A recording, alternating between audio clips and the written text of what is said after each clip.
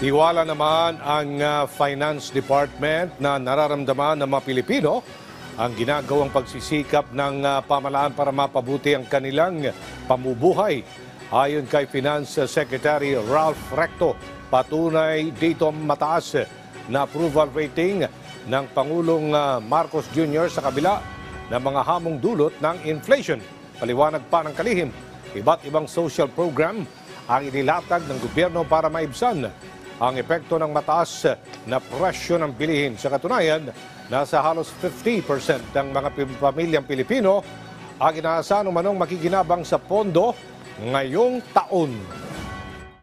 We do have a lot of social programs that we're undertaking. More or less 50% of all Filipino families will benefit from the budget this year.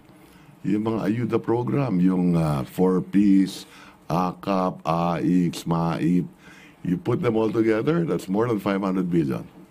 You're talking about roughly 12 billion families will benefit from that. So this is like a wealth transfer. Okay? So lahat yan nakakatulong sa mga pangkaraniwang mamamayan to cope up with inflation. So hindi kasama sa numero yan, pero kasama sa numero yan sa pagtaas palagay ko ng approval rating ng Pangulo at ng buong pamahalaan.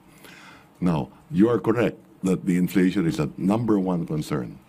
If you take a look at the different programs of government, ang rate ng taong bayan doon ay maganda ang approval rating sa iba't ibang programa ng ating Pangulo.